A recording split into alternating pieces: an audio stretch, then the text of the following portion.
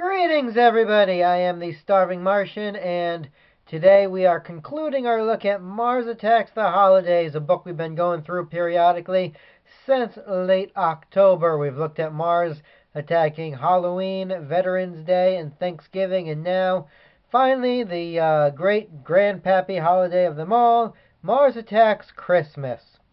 Now, eagle-eyed viewers might notice that this does not look like a very Christmassy picture. It's because Mars Attacks the Holiday was released with several alternate covers. I happen to own the Thanksgiving one, but there were two covers actually for the Christmas story. Here's one of them now, reproduced in trading card form. A nice, simple Martian with a Santa hat. Although how he gets it to stay on that helmet, I will never know. Blown up a little bit, this might actually make a nice greeting card for the holiday season. I might look into that next year. So that's one of two. The other trading card depicts one of the Christmas covers. Is this one here. A nice little family group shot of Martians in their best Christmas ugly sweaters. So there you go. Unfortunately, those alternate covers are going to be the best part of this story. I hate to say it, guys, but I have a couple serious issues with Mars Attacks Christmas. And we'll get into that in a moment. But let's skip directly to the opening of our story. And yes, this one actually is just called Mars Attacks Christmas. So it begins in New York in the, well, I wouldn't say the aftermath, but during the midst of a Martian invasion. Which one? Hard to say. This could be almost any of the attacks depicted in various comics, cards, etc. Although I suspect it's really its own pocket universe kind of thing. And we're going to find a group of survivors holding out, doing the best that they can to survive, as, you know, survivors do, inside what appears to be an old restaurant, a bar. They have a little bit of chit-chat, a little bit of philosophical discussion, as one does. We learn that some of them, like this gentleman here, haven't said anything in a long time. He's a bit shell-shocked after having to kill the Martian who killed his high school sweetie. And here we see the two of them here, the dead sweetie with her skull partially exposed, and the dead Martian. This one lady here coming up with a soccer ball, which she wrote Merry Christmas on. Because it's Christmas Day, and most people have actually forgotten about that, what with the interstellar war going on and everything. But she decides that we should uphold some sort of tradition, so she brings this out as a present for the group.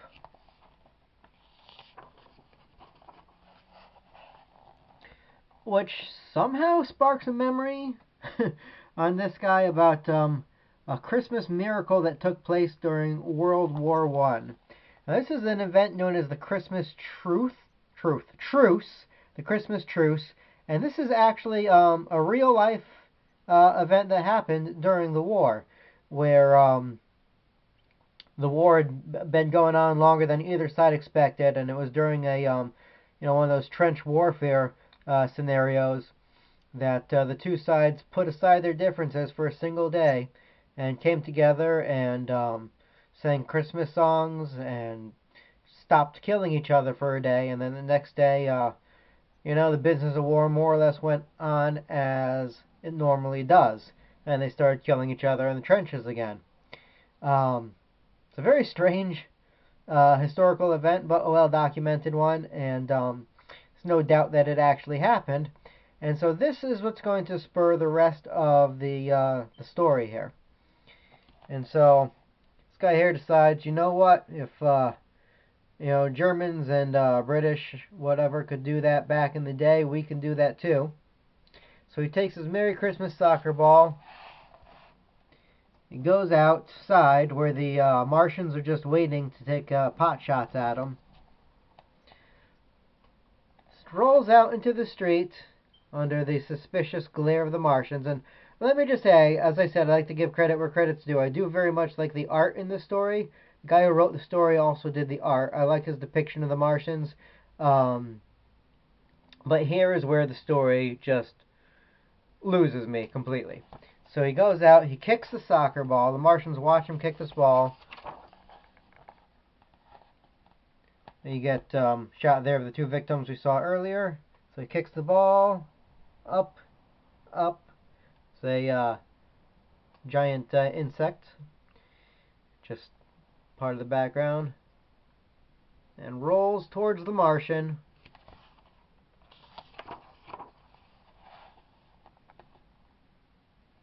Martian's kind of pointing his gun at it. He doesn't know if it's going to explode or anything. And I do love the expression this guy, I don't know. The rest of the people are staring on in anticipation. What's going to happen? And the Martian kicks it back. And as I said, this is where the story leaves me. There is no way the Martian doesn't destroy the ball right here and then turn the laser on this guy. No way at all.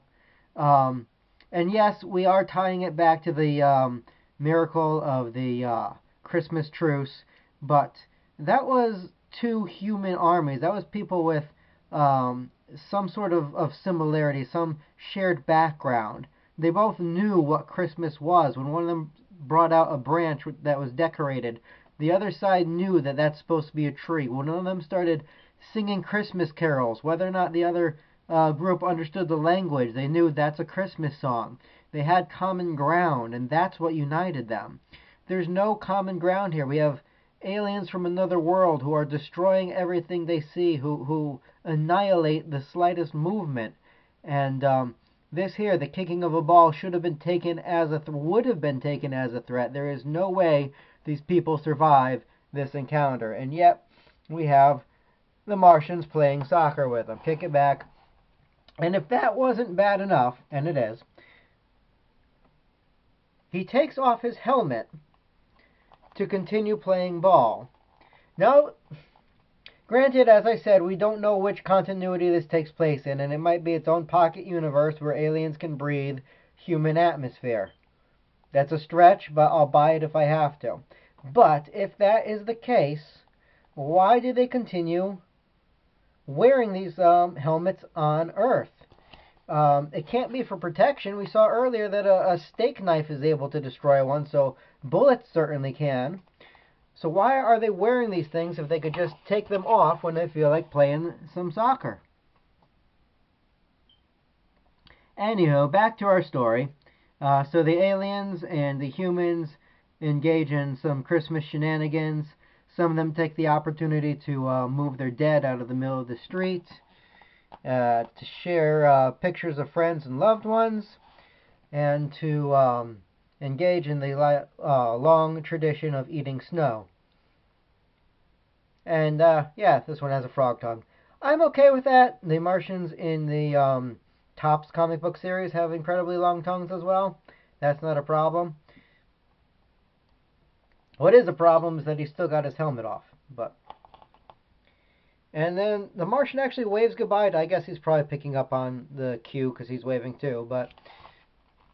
So they part, and then the next day it's more or less business as usual, with the Martians trying to mow down the last of the human survivors. Merry Christmas to all, and to all a good night. And that concludes Mars Attacks the Holidays. Out of all the 4 stories, that one is the weakest to me, only because I completely do not believe it. Everything we've seen of the Martians and every other version of the Martians would lead me to immediately dismiss this as a possibility. Alright, not dismissing Christmas miracles as a whole, but this one in particular, you know, the story just doesn't work. It doesn't it doesn't understand the psychology of the Martian as well as I know we do here on this channel. But yeah, the art was nice, and You know, this entire book, Mars Attacks the Holidays, is a bit hit and miss. The first story, the Halloween story, I found a little bit weak. I did very much enjoy the second two, and then I thought it concluded rather poorly with the Christmas one. But in any case, it's still readily available online, Amazon, eBay. You can pick one up, or if you have a local comic book shop, feel free to check in with them and see if they have a copy there. So, guys, this has been the Starving Martian, wishing I had a better Christmas gift for you, but be that as it may, enjoy your holiday seasons, and we will see you at least one more time before the year is through. Until then, as I always say, keep watching the sky because you never know when soccer balls are going to come bouncing out of nowhere. Catch you later. Bye.